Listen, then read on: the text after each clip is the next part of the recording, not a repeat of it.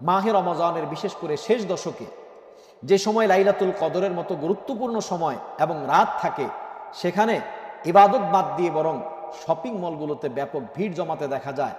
এক্ষেত্রে পুরুষরা যেমন যায়, তার চেয়ে অধিক হারে মহিলাদেরকেও যেতে দেখা যায়। পর্দা পশিদার আদৌ তো কোনো বালাই থাকে না। এভাবে মাহে রমাদানের পবিত্র সময়গুলোকে নষ্ট করে ঈদের আয়োজন করা কতটুকু গ্রহণযোগ্য হতে পারে, বিবেকের কাছে একটু প্রশ্ন রইল। ঈদের দিনেও দেখা যায় বিভিন্ন মোড়ে মোড়ে গান বাদ্য, ঈদের রাতে বিভিন্ন পটকা ফুটানো হয়। এছাড়াও দেখা যায় নারীরা বিভিন্নভাবে সাজসজ্জা করে, শরীর খুলে, চেহারা খুলে এভাবে তারা বের হয়, যা সম্পূর্ণ ইসলামী শরীয়তের বিরোধী বিষয়, যা ঈদের সাথে বেমানান একটি বিষয়। এমনিতেই তো নারীদের বেপর্দায় চলাটা মারাত্মক গুনাহ। নাহমাদুহু ওয়া নুসাল্লি আলা রাসূলিহিল কারীম, আম্মা বাদ। সম্মানিত দর্শক শ্রোতা, ঈদ একটি আরবি শব্দ, যার অর্থ আমরা সকলেই বুঝে থাকি আনন্দ। এর পাশাপাশি আরবি আরেকটি শব্দ রয়েছে যাকে বলে ওয়াঈদ তথা অভিশাপ। আমরা সকলেই জানি ঈদ একটি ইসলামী উৎসব বা ইসলামী আনন্দের নাম। যে কোনোভাবে ঈদ উদযাপন করার আদৌ কোনো সুযোগ নেই। যেহেতু ইসলামী উৎসব, এক্ষেত্রে নীতিমালাটা ইসলামের পক্ষ থেকে প্রণীত হতে হবে এবং ইসলামী নীতিমালার আলোকে ঈদটা উদযাপন করতে হবে।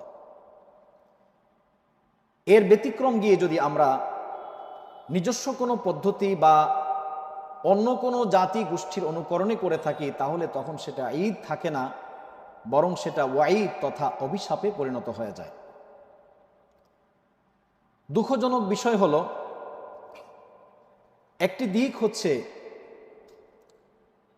যারা সারা মাস রোজা রাখে না, অবাধে খাওয়া দাওয়া করে, মাহে রমাদানের পবিত্রতা নষ্ট করে বেড়ায়, তাদেরকেই দেখা যায় ঈদগাহে খুব ভিড় জমাতে।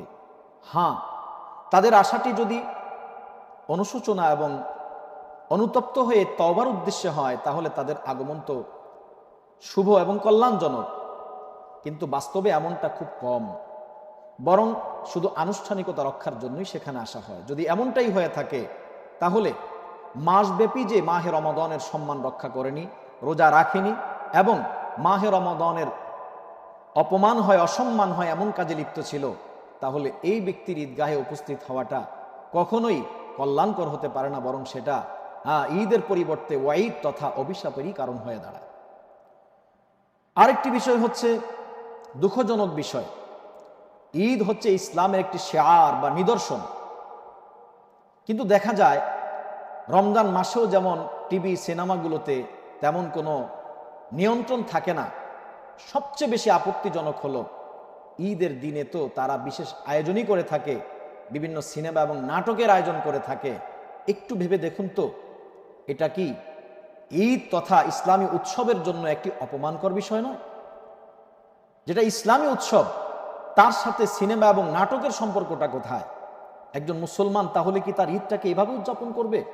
এটা কতটাই ঈদের সাথে বেমানান বিষয়।